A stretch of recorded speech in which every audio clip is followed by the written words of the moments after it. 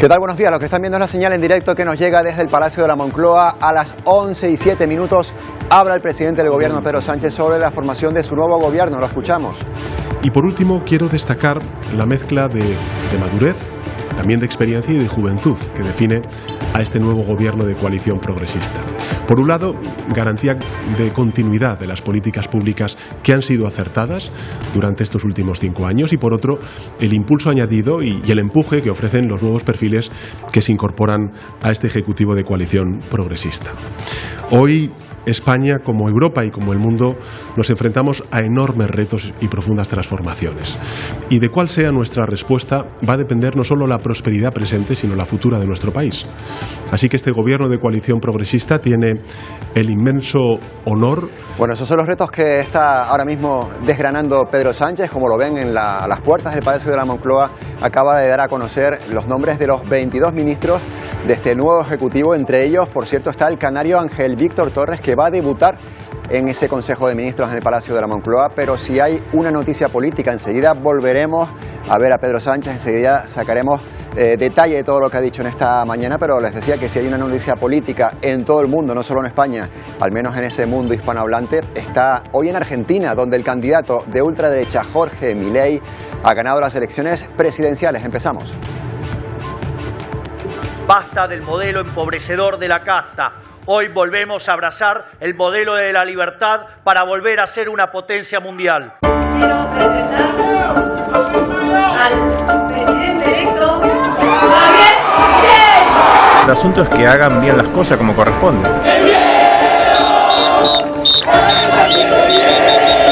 Pero estoy en contra de la pérdida de cualquier derecho adquirido. Bueno, Argentina ha dado carpetazo de momento al kirchnerismo y al peronismo y dan un salto hacia lo desconocido. El carisma del economista Jorge Milei, las revolucionarias promesas de su partido, La Libertad Avanza se llama ese partido, y sobre todo su arrolladora puesta en escena han convencido al 56% del electorado en esta segunda vuelta de las elecciones presidenciales argentinas.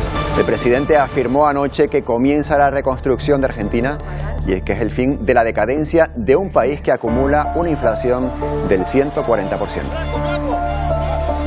Más de 11 puntos de diferencia, unos 3 millones de votos separaron anoche a Sergio Massa del presidente electo Javier Milei. Nos lo cuenta desde Argentina Paula Bernini. Una jornada importantísima se dio este domingo en la República Argentina. Se votó presidente y Javier Milei, representante de La Libertad Avanza, sacó 11 puntos sobre Sergio Massa, el representante de Juntos por el Cambio. Realmente fue una ventaja que no se esperaba, fue mucho mayor de lo que se podía predecir. 55,69 puntos sacó Javier Milei contra 44,30 de Sergio Massa. Muchos fueron la diferencia. Se espera que a partir de mañana se empiece a trabajar en esta nueva etapa de la Argentina y que el 10 de diciembre el traspaso de mando sea completamente normal y en orden. Argentina abre paso a una legislatura sin precedentes, rompiendo así con el bipartidismo entre la izquierda peronista y el centro derecha que ha gobernado los últimos 40 años en el país. Javier Milei de La Libertad Avanza rompió todas las encuestas y le sobrepasó 11 puntos a Massa. Tras casi 2 horas después de haberse consolidado su victoria, dio un discurso algo más sosegado que durante la campaña. El modelo de la decadencia ha llegado a su fin. No hay vuelta atrás. ¡Viva la libertad, carajo! ¡Viva la libertad, carajo! Con guiños al expresidente Macri y a la candidata de Juntos por el Cambio, Patricia Bullrich, que apoyaron a Milei en la campaña en la segunda vuelta. El presidente de Brasil, Lula da Silva, con el que no tiene afinidad política, le deseó suerte. Gustavo Petro, presidente de Colombia, define la victoria como triste para América Latina y políticos de extrema derecha como Trump o Bolsonaro festejaron la victoria de Milei. Al otro lado, Sergio Massa, el actual ministro de Economía. Tenía difícil una campaña basada en datos económicos, con una inflación en el país que supera el 140% y la corrupción de su partido. Obviamente los resultados no son los que esperábamos y me he comunicado con Javier Milei para felicitarlo y para desearle suerte. Se aparta al frente del partido para dar paso, dice, a las generaciones futuras. Milei se impuso en todas las provincias menos en Buenos Aires, Formosa y Santiago del Estero. Y llegará a la Casa Rosada con el cambio de poder a partir del 10 de diciembre. Bueno, saben que Pedro Sánchez estaba en estos momentos dando una comparecencia para presentar esos 22 ministros. Acaba de terminar, enseguida hablaremos sobre la actualidad de la política española, pero seguimos mirando hacia Argentina porque hace apenas 2 años Javier Milei saltó a la primera línea de la política en ese país. Rubén Castellano, vamos a analizar el perfil de este personaje. ¿Quién es Javier Milei, el nuevo presidente electo de Argentina? Pues como dices, Antonio, Javier Milei es un personaje político de reciente creación, llega apenas hace 2 años y es de ahí de donde parte su hito en la victoria de estas elecciones argentinas. Milei es un economista que se lanza a los medios de comunicación hace apenas 10 años en periódicos de tirada nacional como columnista y de ahí se lanza a la televisión como tertuliano en programas políticos y donde es muy crítico con gobiernos tanto de izquierda como de derecha que ha gobernado Argentina en los últimos 40 años. Tiene una ideología económica de la escuela austriaca, es decir, es un ultraliberal, aunque si viene en la segunda vuelta por el apoyo del centro derecha de Bullrich y del expresidente Macri, ha rebajado su discurso, su tono bélico con Sergio Massa y ha dejado atrás pues cuestiones como la liberalización de las armas. Su gran apoyo, sobre todo familiar, es su hermana, quien le ha ayudado en esta campaña política, y también su perro Conan, al que ha clonado y ha ido a Estados Unidos a clonarlo.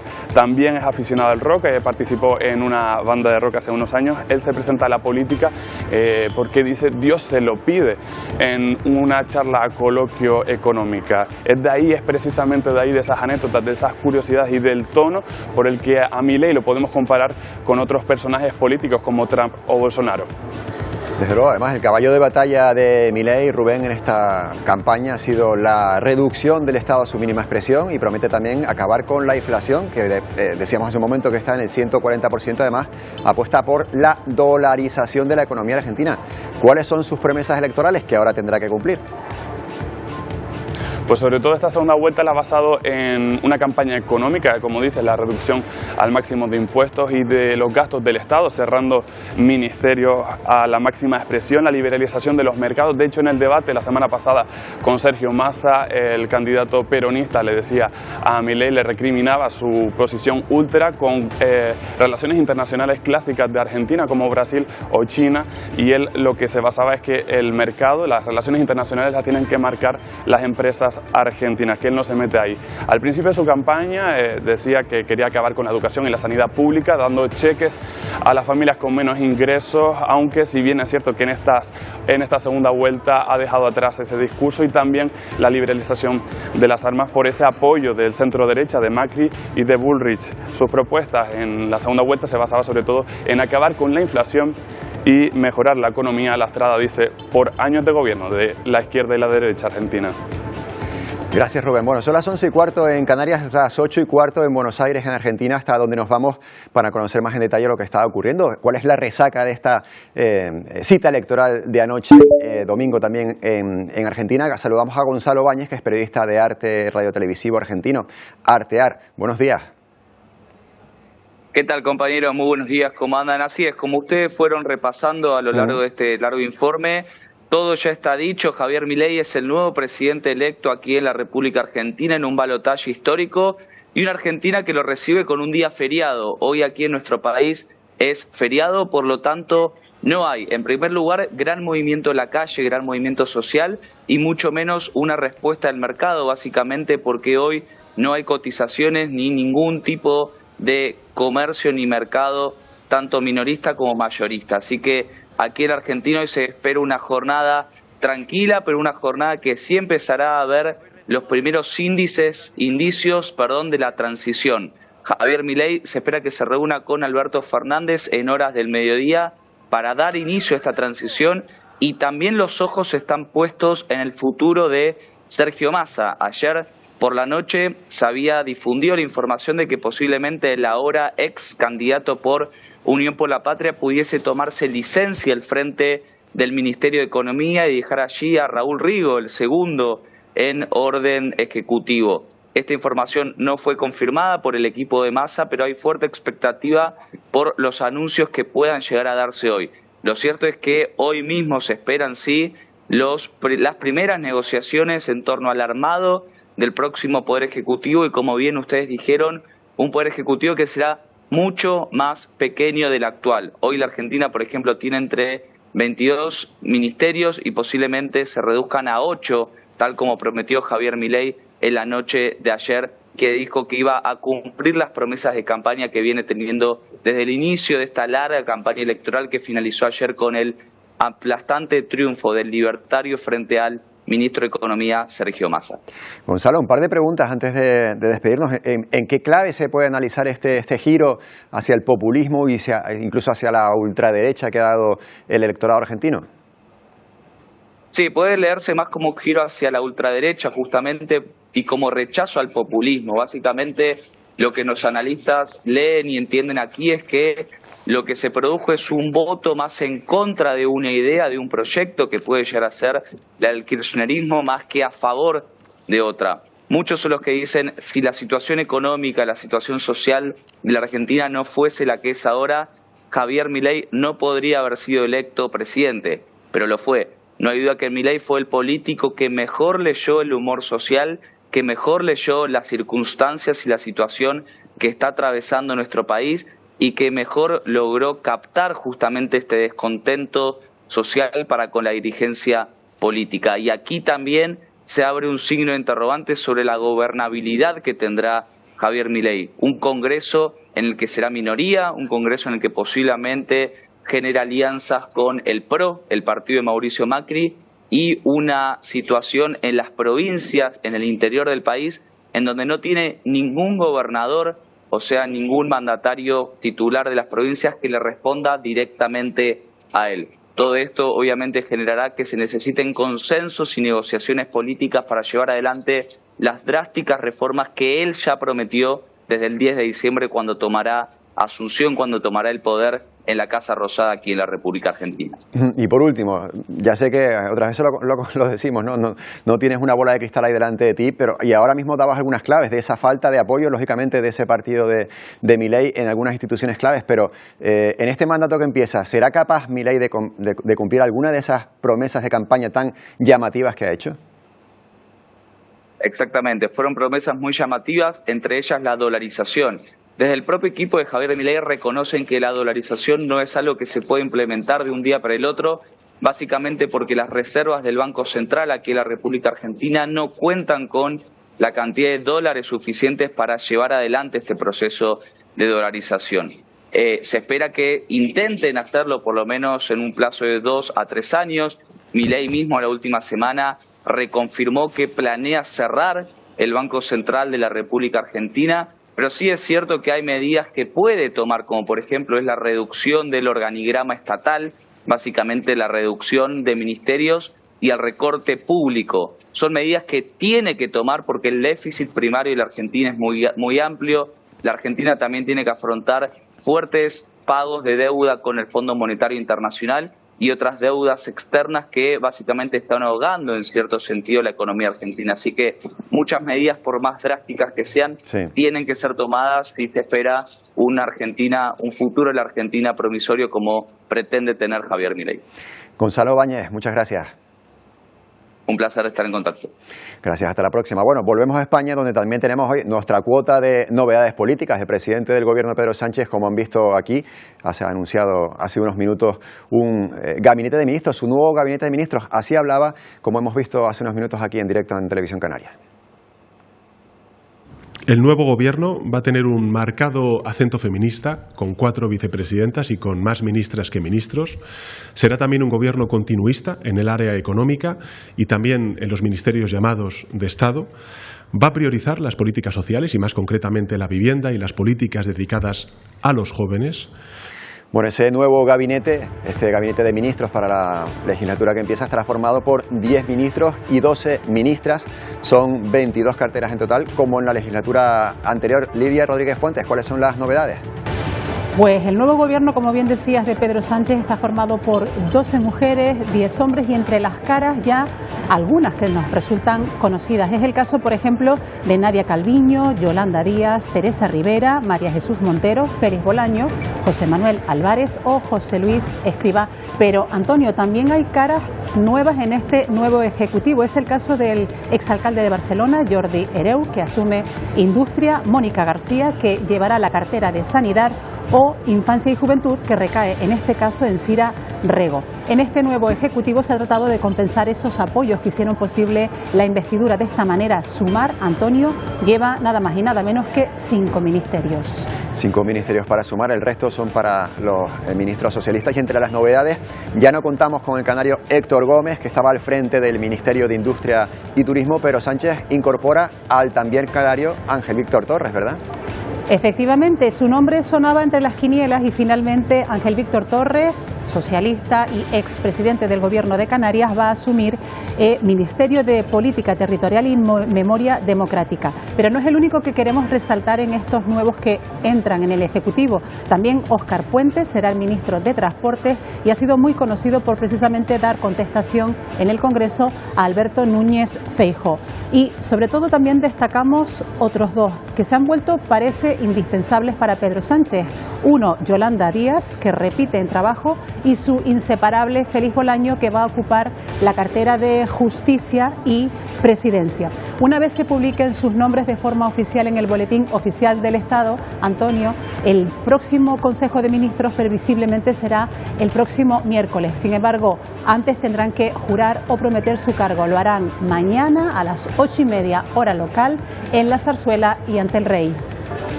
Bien, pues ya saben que Canarias seguirá teniendo a un ministro entre esos 22 y, como mencionaba Lidia Rodríguez Fuentes, también está ese al que han llamado ya superministro, Félix Bolaño, que asume la cartera de Justicia, entre otras novedades.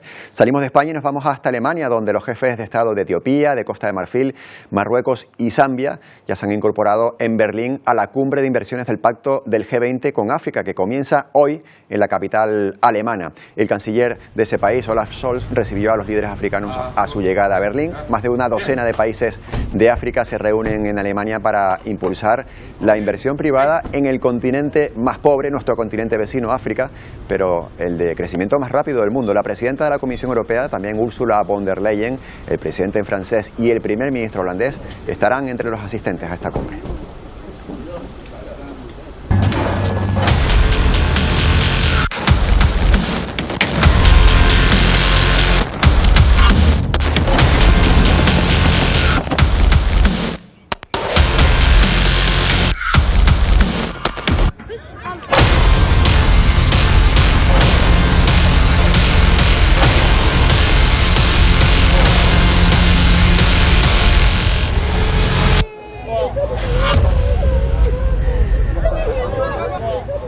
Bueno, más de 40 días llevamos ya de guerra y ese conflicto en Oriente Próximo se recrudece con nuevos bombardeos sobre el norte de la franja. Todos los hospitales de la ciudad de Gaza están fuera de servicio y se teme por la vida de 31 bebés prematuros que hasta ayer estaban ingresados en el hospital Al-Shifa, el mayor de ese lugar de la ciudad de Gaza. Hoy serán trasladados a Egipto.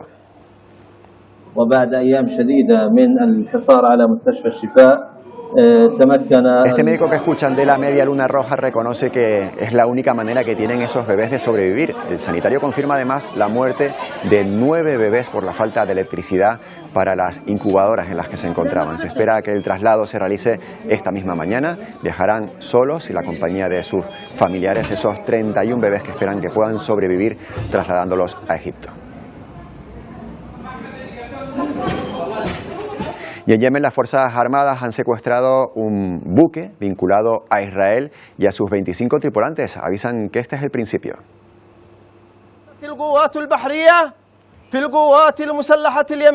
Ya lo ven, otro actor que se incorpora y anuncia a Yemen que continuarán atacando embarcaciones vinculadas a Israel o de su propiedad hasta que termine la campaña contra Hamas. El barco, propiedad de una empresa británica y operado por una firma japonesa, navegaba de Turquía a la India, un tablero internacional este en el que nos estamos moviendo, que también mueve ficha Qatar y Estados Unidos. Ambas potencias negocian para que Hamas libere a un grupo de rehenes a cambio de una tregua de 5 días en Gaza. En Oriente Próximo crecen las expectativas sobre un posible pacto entre Israel y Hamas con la mediación de Qatar y Estados Unidos. Sobre la mesa, la liberación de una parte de los rehenes de Hamas a cambio de que Israel detenga los ataques sobre Gaza durante unos días. Los mediadores dicen que el pacto está cerca.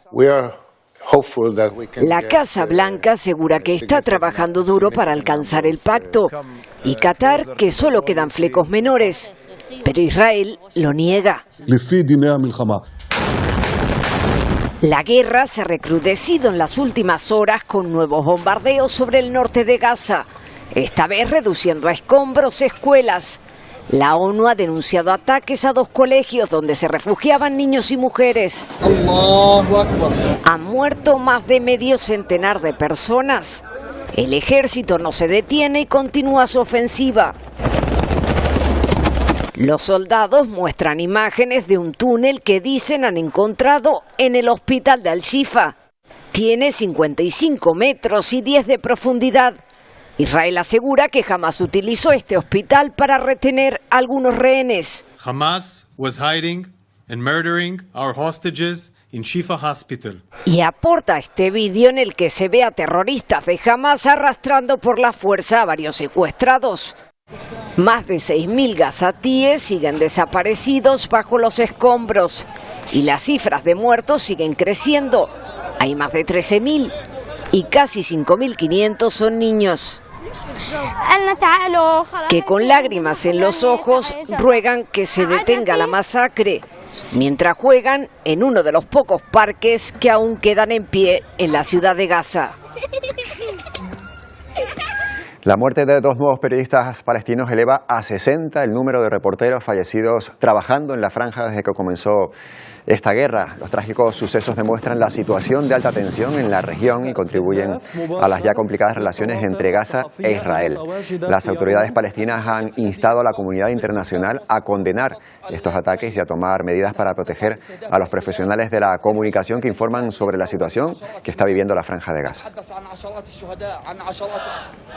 Y son muchas las protestas en contra de esta guerra, pidiendo un alto el fuego en diferentes países. Por ejemplo, aquí en Seúl, en Corea del Sur, se han reivindicado de esta curiosa manera que ven, con 2.000 pares de zapatos simbolizando a las víctimas civiles. Además, colgaron carteles, como han visto, de palestinos libres.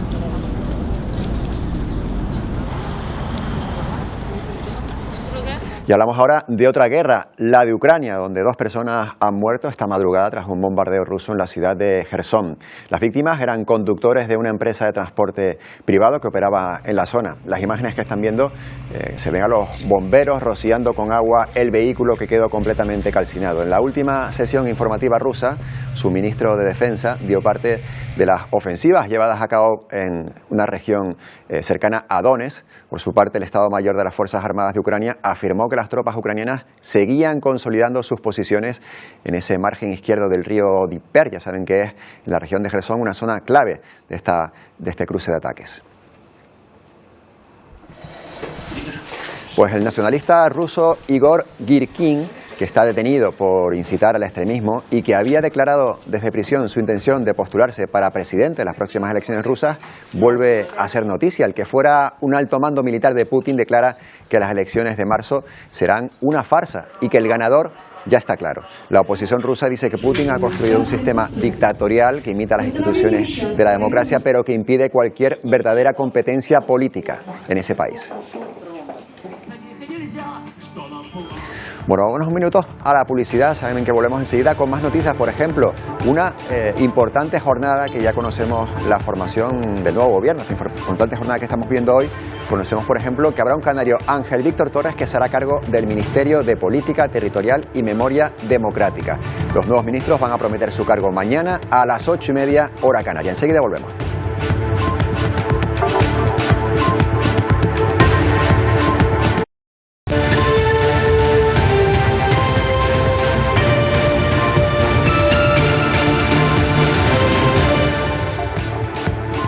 11:38 minutos, volvemos en directo a Atlántico Noticias para hablarles de una noticia de esta misma mañana. La artista colombiana Shakira va a pagar una multa a la Hacienda Española para evitar su entrada en prisión. La artista ya había devuelto 14 millones de euros, los que se le acusaba de defraudar aquí en España entre los años 2012 y 2014. A eso hay que añadirle 7,5 millones de euros de esta nueva multa. En el comunicado que han enviado los abogados de Shakira no reconocen su culpabilidad, aunque el acuerdo demuestra que sí que renuncia a defender su inocencia. Se enfrentaba a una posible pena de 8 años de cárcel y una multa que podría haber superado los 23 millones de euros.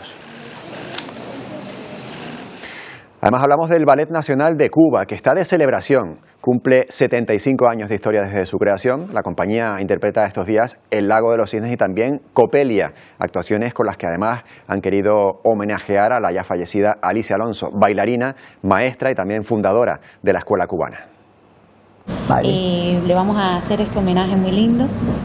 Esta es una de las últimas apariciones de Alicia Alonso, que falleció en 2019 a los 98 años. Un vídeo en el que baila para ella la que es ahora la directora del Ballet Nacional de Cuba, Biensay Valdés.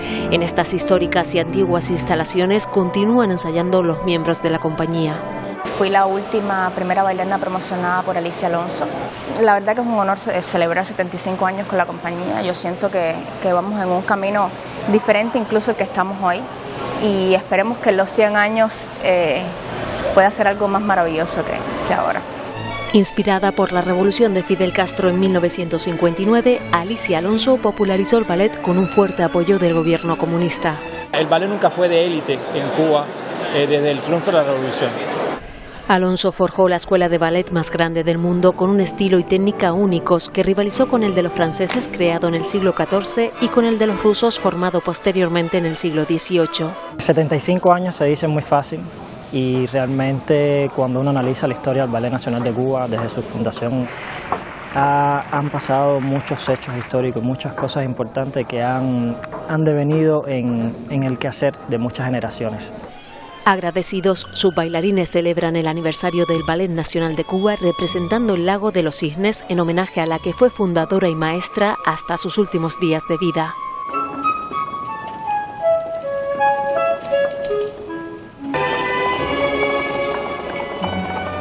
Y de arte seguimos hablando, además de Cuba, nos vamos hasta Nueva York porque la mezzosoprano canaria Nancy Fabiola Herrera participa en el elenco de la ópera Florencia en el Amazonas, que se representa en el Metropolitan Opera de esa ciudad, de Nueva York. Se trata de la primera ópera que se canta en español en el Met en los últimos 100 años. Solo en 1916 se había programado Goyescas de Enric Granados. Nancy Fabiola, buenos días. Buenos días, ¿qué tal? Bueno, gracias por atendernos tan temprano ahí en Nueva York. Es todo un acontecimiento, ¿no?, que el español suene sobre ese escenario. Además, sea usted una de las voces. ¿Cómo valora este hito? Pues la verdad me parece algo maravilloso para la comunidad latina, sobre todo que nuestro patrimonio musical esté en este templo de la lírica. Y es algo muy emocionante. Es la primera, como bien decías, la primera ópera en español en un siglo, casi un siglo, y es la primera ópera latinoamericana en subir al escenario, a este escenario. Entonces hay una emoción muy grande y el formar parte de este evento y de este equipo pues es algo maravilloso. Además porque es una obra que amo muchísimo, además conocí a su compositor. Y bueno, la verdad que es un hecho muy, muy bonito y histórico. Bueno, precisamente hablamos del compositor mexicano Daniel Catán, que se inspira además en el realismo mágico del escritor colombiano Gabriel García Márquez. Por tanto, una mezcla muy interesante de ese arte latinoamericano. ¿Satisfecha con la respuesta que le está dando el público neoyorquino? Muchísimo. Mira, la noche del estreno fue muy emocionante porque nada más terminar la ópera, el teatro en peso se puso en pie. A mí se me saltaron las lágrimas porque hacía mucho tiempo que no veía el Metropolitan al público respondiendo de esa manera. Así que la acogida ha sido maravillosa. Ayer tuvimos la segunda función. Igual, la verdad, la respuesta del público está siendo muy, muy bonita. Y no es para menos porque es una ópera maravillosa. De hecho, se representó en Tenerife el año pasado y es un título que realmente gusta a todo tipo de público. Una obra muy bonita, muy asequible a nivel musical, y después además la propuesta escénica que se ha hecho aquí en el Metropolitan es muy visual, muy bonita, muy colorida. Así que muy emocionante la respuesta del público también, hermosa. Encarna usted el personaje de Paula, que si no me equivoco ya lo han interpretado en otras ocasiones y además también fuera de nuestras fronteras, en Los Ángeles en 2014, también en Washington en ese mismo año, también en 2019 en Houston. Bueno, ¿qué destaca de ese personaje? Es un personaje muy bonito. Yo creo que realmente el público se identifica también con él porque es una pareja que lleva muchos años casada Y bueno, ya están en un punto de la relación en que están discutiendo todo el día por tonterías, y es un personaje, digamos, de una mujer que se ha vuelto amarga, ¿no?, a lo largo de los años. No por falta de amor a la pareja, pero sí ya llegan a una costumbre en la que se tratan mal. Y en este viaje, ¿no?, por el río Amazonas para llegar a Manaus, todos los personajes que van en ese barco sufren una transformación de vida, ¿no? En un momento determinado ella piensa que ha perdido a su esposo porque ha caído del barco al río, y bueno, eso la lleva a tomar una toma de conciencia de cómo ha sido en los últimos años y a hacer un cambio. Entonces es un personaje muy bonito, muy simpático por un lado, y después un personaje también muy tierno y muy de corazón. Nancy Fabiola Herrera, es usted una de las artistas latinoamericanas mejor valoradas por la crítica. ¿Cuándo podremos verla otra vez aquí en Canarias? No sé si tiene planes de actuar dentro de poco en las islas. Bueno, hay, digamos que algunos proyectos, espero que muy prontito. No te puedo decir ahora mismo una fecha determinada porque se está hablando sobre ello, pero yo creo que va a ser muy pronto, así que con muchísimas ganas, y además porque siempre amo el cantar en mis islas, así que espero que muy pronto. Mientras tanto, los canarios que nos estén viendo, o cualquier persona de Latinoamérica, donde también siguen Atlántico Noticias, pueden darse un salto hasta Nueva York y verla a usted allí en el Met en persona. Muchas gracias por habernos atendido, que tenga buen día. Un verdadero placer, la verdad. Gracias a todos y un beso para toda la audiencia. Muchas gracias, muchas gracias. Bueno, y de Nueva York nos vamos hasta el plató de Ponte al Día, donde nos esperan ya Wendy Fuentes y Pedro Machín para contarnos qué traen hoy a las 12 del mediodía cuando empieza Ponte al Día. Cuéntenos.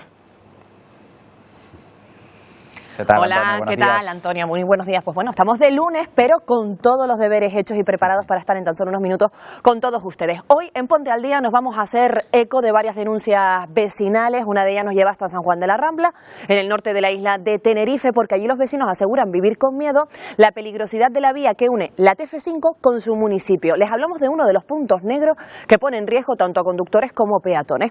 Y otra denuncia nos lleva hasta el barrio de San José, en Las Palmas de Gran Canaria.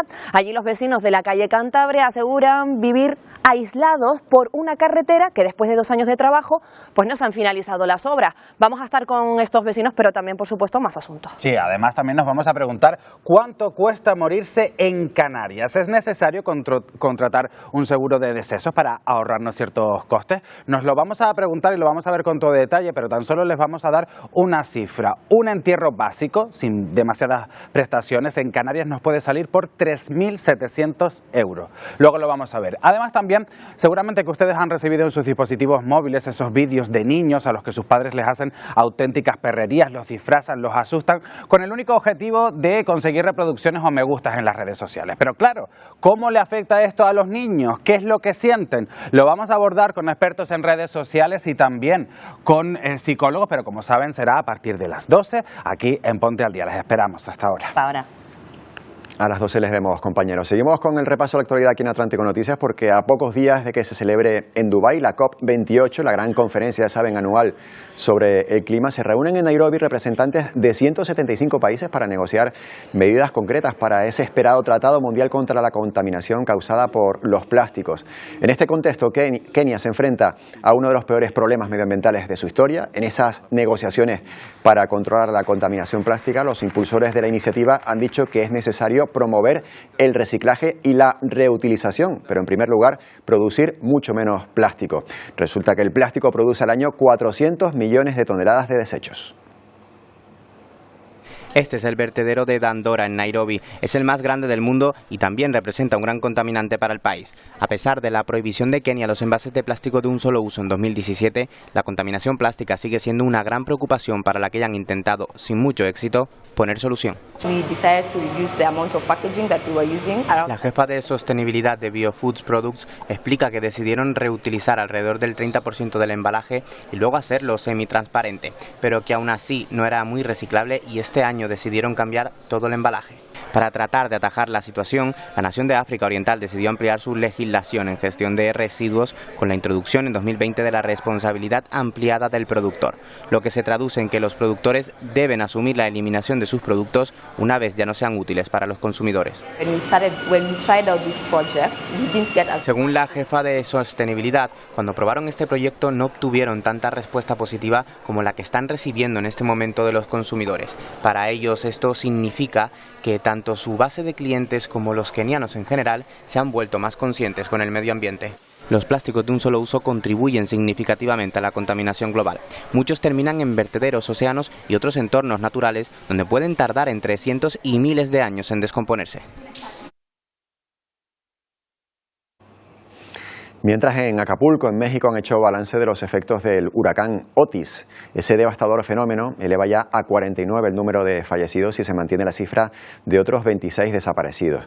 Mientras se trabaja en la recuperación de las vías de comunicación que quedaron destrozadas, 10.000 agentes se afanan en coordinar la circulación por las principales carreteras de la zona. También participa el Ejército con más de 6.000 efectivos que apoyan esas labores de reparto de agua, también de comida entre los damnificados. Se eleva a 21 el número de fallecidos tras los aguaceros que afectaron el pasado fin de semana a República Dominicana en el Mar Caribe. Miles de viviendas se han visto afectadas y hay cuantiosos daños en infraestructuras que aún no han podido ser cuantificados. Se han decretado 3 días de luto oficial en ese país. Puentes destruidos, viviendas anegadas, carreteras totalmente intransitables son los efectos de las fuertes lluvias que han azotado a República Dominicana. Estamos viendo el evento de mayor precipitación pluvial de lluvia jamás ocurrido en la República Dominicana. Los aguaceros arrastraron decenas de vehículos, provocaron cortes de energía y han dejado incomunicados a barrios enteros. Los daños en el sector de la agricultura también son elevados. Una lluvia extrema para el área del Gran Santo Domingo, o sea, no habíamos tenido esta cantidad de precipitación en 24 horas. En solo 24 horas cayeron 431 milímetros por metro cuadrado, una cantidad que duplica la cifra de las lluvias más potentes que se habían registrado nunca. Para los que no creen que el cambio climático es un hecho, que empiecen a creer. Durante toda la semana se trabajará para que lleguen las ayudas de primera necesidad. Se han suspendido las clases hasta el próximo miércoles. Y volvemos a hablar de Kenia, en este caso con Emilia González, porque este es uno de los países, Emilia, más afectados por las fuertes inundaciones de estos últimos días, ¿verdad? Sí, como se suele decir, es juez y es parte, porque precisamente este país, Kenia, sí ha padecido uno de los fenómenos que ocurre, según los expertos, cada 100 años, junto con Etiopía y Somalia. El fenómeno del Niño, este año el Super Niño, ha provocado que la época de lluvias en el Cuerno de África pues estén siendo históricas, con unos 130 fallecidos en los 3 países y 700.000 personas desplazadas de sus hogares. En Kenia, por ejemplo, las inundaciones se han cobrado más de 20 muertes y numerosas personas desaparecidas en las últimas semanas. Muchas zonas del país han quedado completamente anegadas por el agua de la lluvia y también por el aumento del caudal de los ríos. Y lo peor es que se prevé que esas lluvias continúen de forma prolongada hasta el primer trimestre de 2024. Esta región que ven además es el condado de Makueni, precisamente es una región propensa a la sequía. Y en el otro extremo, otro de los efectos del fenómeno del Niño está siendo la ola de calor que están padeciendo en Río de Janeiro, en Brasil, con temperaturas de más de 40 grados y sensaciones térmicas cercanas a los 58. La mejor opción, sin duda, pues esa que ven, la del mar, han sido las más altas desde el 2014. El Instituto Nacional de Meteorología ha avisado del peligro que esto supone y la duración de este inusual episodio. Esta ola de calor es la 4ª que azota a Brasil este año. Y claro, por el camino que vamos, la concentración de gases de efecto invernadero alcanza niveles récord. Así lo ha asegurado la Organización Meteorológica Mundial. La comunidad científica advierte que este aumento descontrolado conlleva un futuro con condiciones, como estamos viendo, climáticas exageradas, extremas y además un aumento significativo de costes socioeconómicos y ambientales. El promedio de concentración mundial de dióxido de carbono supera ya el 50% del nivel preindustrial. Según un nuevo informe de la Agencia Meteorológica de la ONU, esta cifra sin precedente marca una peligrosa tendencia al alza sin signos de reversión. El secretario general de la Organización Meteorológica Mundial advierte que este aumento de los gases de efecto invernadero irán acompañados de fenómenos climáticos extremos de calor, lluvias intensas, derretimiento del hielo y niveles más altos del mar. La advertencia se produce semanas antes de que los líderes mundiales se reúnan en Dubái para la conferencia anual de la ONU sobre el clima, la COP28, en la que los gobiernos impulsarán una mayor acción climática, incluida una posible eliminación gradual de los combustibles fósiles antes de 2050. Y tenemos que mirar un día más hacia Islandia, Emilia. Sí, miramos un día más hacia allí porque ya saben ustedes que la isla está en estado de emergencia debido a la posible erupción en el suroeste del país, en el pueblo pesquero de Grindavik. Durante el fin de semana, además, la actividad sísmica no ha parado y los flujos de lava subterráneo se han intensificado. Las grietas en la tierra en el centro de la ciudad pues continúan emanando esos gases, mientras a unos 6 kilómetros de allí pues siguen esas obras de construcción de un gran dique de contención que proteja de la lava pues la central geotérmica y el famoso Blue Lagoon, el lago azul, y por momentos también se permite la entrada de los vecinos para que sigan recogiendo en la medida de lo posible los enseres de sus hogares.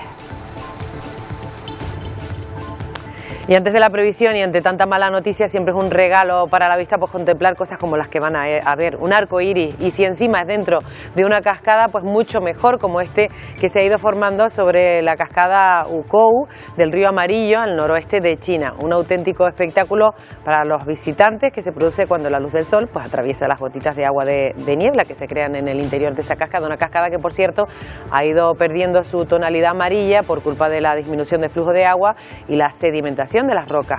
Aún así, es la segunda cascada más grande de China. Un buen lugar también para ver cascadas, Emilia, es precisamente Islandia, donde ahora mismo está haciendo noticia por otra cuestión, pero bueno, fantásticas esas imágenes también de China. Bueno, aquí en Canarias, ¿cómo comenzamos la semana en lo meteorológico, Emilia? Pues Antonio, aquí en Canarias las cascadas, como no nos las veamos en la imaginación, desde luego no tenemos demasiadas, porque con respecto a la lluvia pues no va a caer absolutamente nada, por lo menos durante estos 3 primeros días. Te cuento, comenzamos la semana con calor y con calima, casi como la despedíamos. De hecho, si vemos las imágenes del satélite, lo que tenemos hoy son nubosidad de tipo alto, sobre todo entrando por el suroeste. Tenemos una borrasca al oeste del archipiélago que lo único que está haciendo es arrastrar vientos del suroeste y vientos del sureste, y eso lo único que está haciendo es traer polvo en suspensión, traer calima. Temperaturas altas que, por ejemplo, ahora mismo, a esta hora de la mañana ya hay 30 grados en Tenerife Sur, en el aeropuerto, en municipios como Arona o Adeje, 28 grados en Vallehermoso, en La Dama, en la isla de La Gomera, o también en puntos del interior de Fuerteventura como Antigua. Y curiosa la formación de las nubes que con el viento cruzan el relieve de, por ejemplo, la isla del Hierro y se quedan como fragmentadas ahí entre las islas occidentales. ¿Qué va a pasar durante las próximas horas? Pues de momento esa borrasca que ahí la tienen girando en sentido contrario a las agujas del reloj sigue succionando ese aire desde el continente africano, viento del sur. De momento va a seguir entrando calima y va a seguir haciendo calor. De hecho, mañana se prevé que es el día con más calor. Y luego ya el miércoles, de cara al miércoles por la tarde, jueves, parece que empieza a soplar un poco de viento del norte y del nordeste y se acerca también algo de aire un poquito más fresco, aunque la calima no se va a ir, aire un poquito más fresco que sí puede hacer bajar las temperaturas de cara al jueves. Ojo que, como decíamos, ese aire que llega del suroeste también podría traer mañana goterones, nubes medias y altas que dejen goterones. Lo vemos en la previsión de la calima también, esa podría arrastrar nubosidad de tipo alto. Aquí la tenemos desde hoy, desde esta tarde hasta mañana por la tarde. Vemos cómo esa calima primero afecta a las islas orientales y luego a las islas occidentales, así que no nos vamos a librar de ella. Tal vez por eso estemos todos un poquito trancados de la nariz. La previsión, como decía, pues para mañana martes, en principio hemos marcado con nubosidad, aunque serán nubes de tipo medio y alto, las islas occidentales y nubes altas, básicamente Gran Canaria, Fuerteventura, Lanzarote. Por la tarde, esas nubes que entren por el suroeste podrían dejar algún goterón que que otro, de forma intermitente. El viento también va a soplar del nordeste, del sureste moderado, y de hecho hay aviso activado por la Agencia Estatal de Meteorología para la isla del Hierro y de La Gomera. Y ojo, porque en el Valle del Golfo, por ejemplo, pues las rachas podrían soplar de hasta 90 kilómetros por hora. Mucha precaución. Las temperaturas en ascenso para mañana, superando probablemente en muchos puntos los 30 grados. Antonio. Gracias, Emilia. Recordemos que estamos a día 20 de noviembre y seguimos todavía superando 30 grados en muchos puntos. No hay manera. Con esa calima. Bueno, veremos cómo va avanzando el resto de la semana. Gracias, Emilia. Hasta mañana. Hasta mañana. Bueno, y hoy acabamos en México, donde lo que van a ver ha sido el espectáculo que ha reinado durante los últimos días. Estamos ante el 21º Festival Internacional de Globos Aerostáticos.